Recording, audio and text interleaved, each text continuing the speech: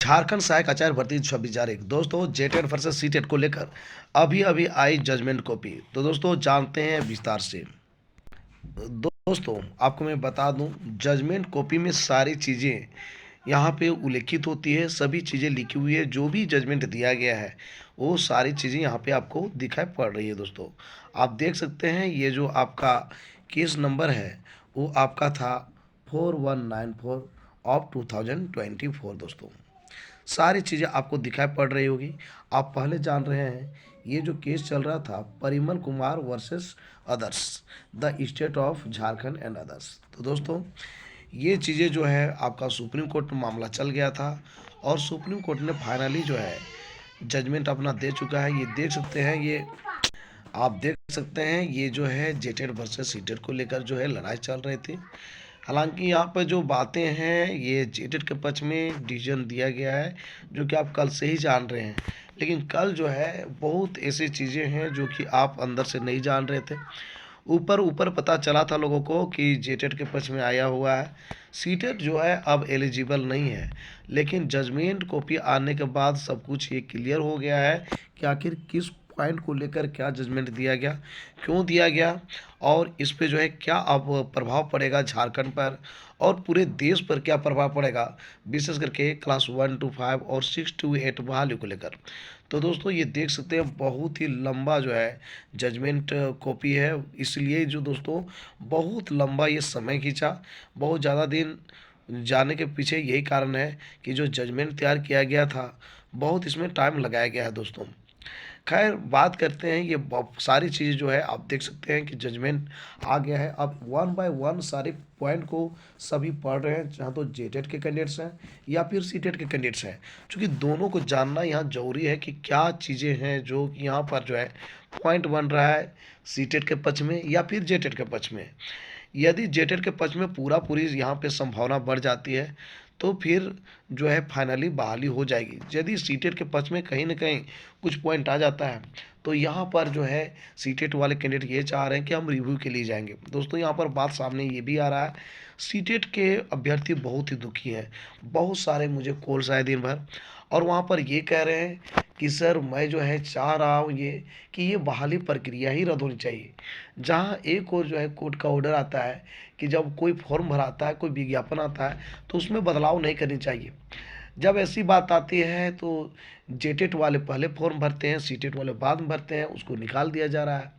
जबकि वहीं पर जो बीएड वाले कैंडिडेट है वो फर्स्ट में फॉर्म भरते हैं, फिर बाद में जो है उनको हाईकोर्ट का दरवाज़ा खटखटाना पड़ जाता है। फिर यहाँ पर सिचुएशन ये आता है कि बीएड वाले जो है ऑलरेडी जो है पहला विज्ञापन के आधार पर वो एलिजिबल हो जाते हैं इस रूल के अकॉर्डिंग कि पहला जब विज्ञापन मिला तो उनको जगह मिला था। लेकिन बीएड वाले सर जो भी कैंडिडेट हैं वो आपका सीटेट पास है, यानी कि जेटेट पास वैसे नहीं है जो कि बीएड की हुए। यानी बीएड का जो केस चल रहा है बीएड वर्सेस डीएलएड को लेकर, यहाँ पर ऑटोमेटिक ये जो है स्वतः समाप्त हो जाएगी। दोस्तों मैं बता दूं, मेरे पास बहुत सारे ऐसे कॉल्स आए हैं जो कह रहे हैं सर जब जेटेट वाला का फॉर्म भरा रहा था उस समय मैं नहीं भरा, क्योंकि बहुत सारे जो चीज़ें हमको समझ में नहीं आई थी। बाद में मैंने उस समय फॉर्म भरा जब सीटेट या अदर टेट का लोग फॉर्म भर रहे थे। लोग कुछ ऐसे भी कैंडिडेट्स कॉल किए दोस्तों, मेरे पास बहुत सारे ऐसे प्रूफ्स है, एविडेंस है।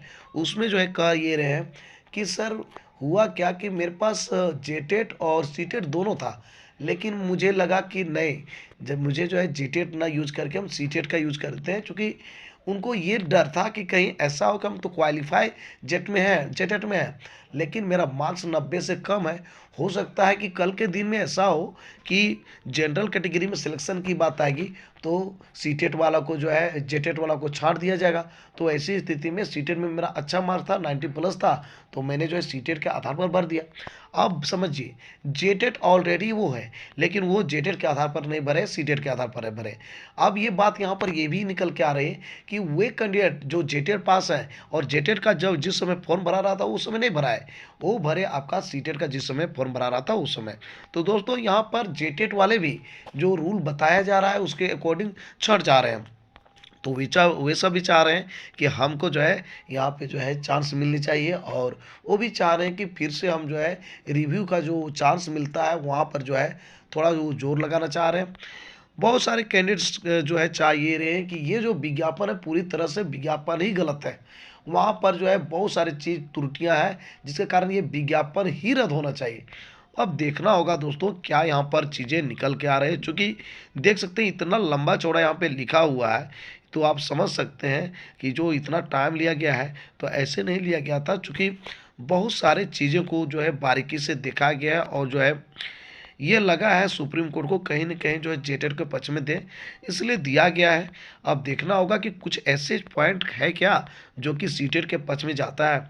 यदि ऐसा होता है तो बिल्कुल ये सीटेट जो कैंडिडेट्स हैं रिव्यू के लिए जाते हैं और यहाँ पर जो होगा जाना चाहेंगे। और दोस्तों मैं आपको बता दूं कि आपने देखा पिछला बार कि जो एनआईएस के कैंडिडेट्स थे उनको जो है सुप्रीम कोर्ट ने स्पष्ट कर दिया था एनआईएस के जो कैंडिडेट्स हैं वो एलिजिबल नहीं है टीचर गवर्नमेंट टीचर नई बहाली के लिए। जहां पर वो काम कर रहे हैं वो उसमें कोई दिक्कत नहीं है, वहाँ काम कर सकते हैं, लेकिन नई बहाली के लिए एलिजिबल नहीं है।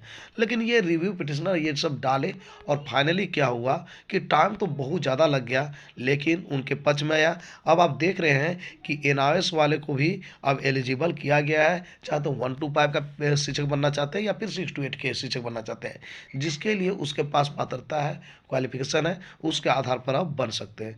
तो दोस्तों ये बहुत लंबा चौड़ा जो है ये आप देख सकते हैं, हम जो आज जजमेंट का कॉपी आया है इतना लंबा है कि सिर्फ पढ़ने और समझने में ही लोगों को 3 से 4 घंटा लग सकता है। दोस्तों जो चीज़ें यहाँ पर किया गया है हमको लगता है कि यहाँ पर जो है बहुत टाइम लगने वाला है। इसलिए दोस्तों जो चीज़ें हैं जो इम्पोर्टेंट है और जिसमें स्ट्रॉन्ग पॉइंट और वीक पॉइंट बन रहा है तो वो सारी चीज़ों को हम लोग पहले पढ़ेंगे, उसके बाद एनालिसिस करेंगे और बताएंगे कि आखिर जो है इसमें क्या बातें सामने आ गई है, क्या सीटेट वालों को कोई चांस यहाँ पर है या नहीं है, या फिर जो जेटेट वालों को किसी प्रकार का प्रॉब्लम है क्या, या फिर जेटेट वाले पूरी तरह से सुरक्षित है और बहाली अब तुरंत होगी और रिजल्ट भी तुरंत आएगा। तो दोस्तों ये सारी बातें तब समझ में आएगी जब पूरी चीज़ों को समझा जाएगा दोस्तों।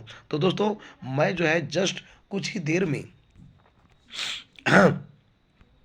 एक इसके लिए फुल वीडियो लेके आऊँगा जिसमें मतलब जो है आपको बात करूँगा कि कौन सा पॉइंट जो है क्या है और क्या इसका मतलब है और यहाँ पर इस केस में क्या दम था और किसके दम पर जो है ये सारी चीज़ें सामने आई है। तो दोस्तों इस जो है आप जो देख रहे हैं जजमेंट कॉपी उसका जो है गहन अध्ययन करके मैं आपको ज़रूर कुछ देर में बताऊंगा।